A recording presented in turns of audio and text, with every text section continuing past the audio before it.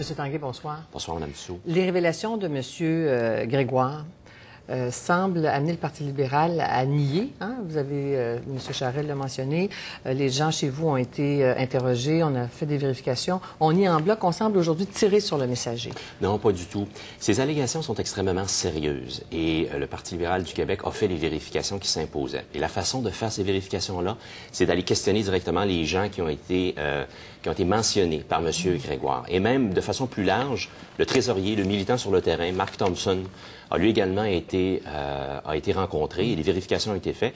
Et force est de constater que ces trois personnes-là ont été extrêmement surprises des allégations de M. Grégoire. Est-ce qu'on a pris la version de M. Grégoire? Est-ce qu'on a appelé M. Grégoire? Bien, M. Grégoire a parlé aux médias d'abord et par la suite, il s'est rendu à l'opération Marteau. Et là, j'entends que le directeur général des élections fera également de son côté des vérifications. Alors, c'est important de vérifier, encore une fois, ces allégations extrêmement sérieuses et il doit y avoir des vérifications. On a fait nos vérifications en interne et on collaborera pleinement avec le DGE par la suite. Mais en même temps, on incite les gens à parler. Le gouvernement a la même ligne depuis au moins un an. Dénoncer, dénoncer, dénoncer. C'est d'ailleurs ce qui avait provoqué, Marc Bellemare l'année dernière, à faire lui-même certaines allégations. On dénonce et là, on nie en bloc. Bien, ce qui est important, c'est de faire la lumière. Et sans entrer dans le cas de M. Bellemare, il y a la commission Bastarache qui va nous aider à faire la lumière. Par rapport à ces allégations-là, il y a le directeur général des élections qui va nous aider à faire la lumière. Et Marteau, l'opération Marteau.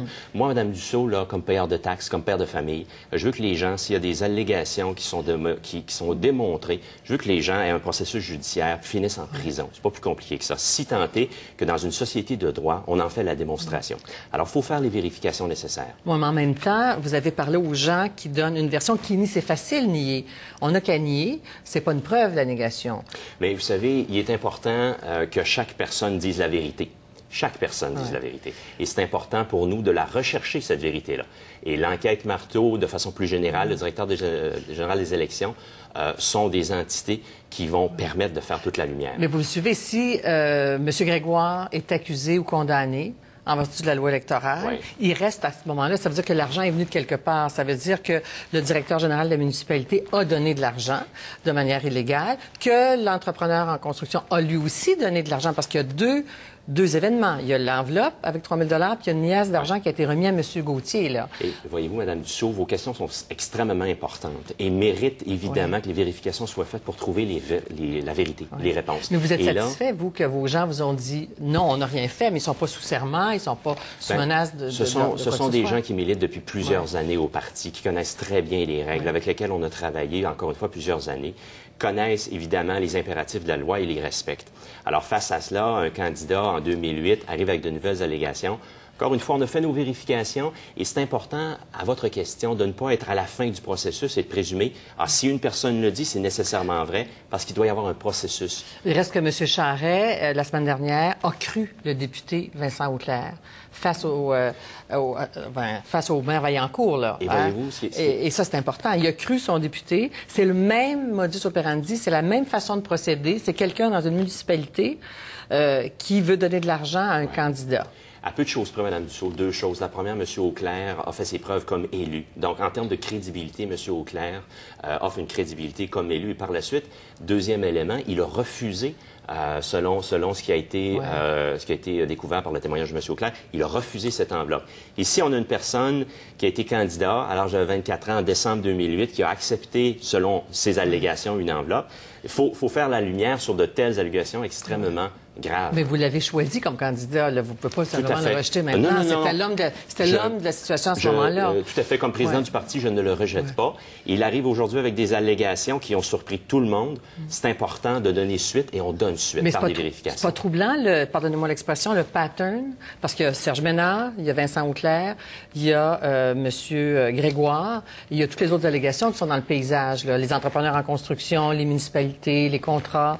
Il y a ce que M. Sauvé a déclaré à Ottawa aujourd'hui, c'est au Québec. Il y a un lien entre les Hells et la construction. Vous parlez des Hells. En 1995, le Parti québécois était dans le siège du conducteur et privilégiait les enquêtes policières qui a donné, évidemment, suite par printemps 2001. Alors, c'est réellement par des enquêtes policières qui vont nous aider à faire toute la lumière. Encore une fois, Mme Dussault, 2 secondes, Dans une société de droit, c'est la seule façon, c'est de bâtir un dossier de justice. Ce que M. Grégoire nous dit, c'est que lui, il était sans emploi, congé sans solde, que M. Gauthier, votre coordonnateur, donc un cadre de votre parti, était aussi sans emploi à ce moment-là, sans rémunération. Ça veut dire que quand on a des gens qui sont vulnérables au plan financier, on les, dans le fond, on les livre à la fosse au lion, là. Vous comprendrez, Mme Dussault, que je ne tirerai pas des conclusions sur un résultat d'enquête qui n'a pas encore eu lieu. Alors, ceci dit, M. Grégoire a eu l'occasion de détailler sa version depuis les 24 dernières heures, tant dans les médias qu'à l'Opération Marteau.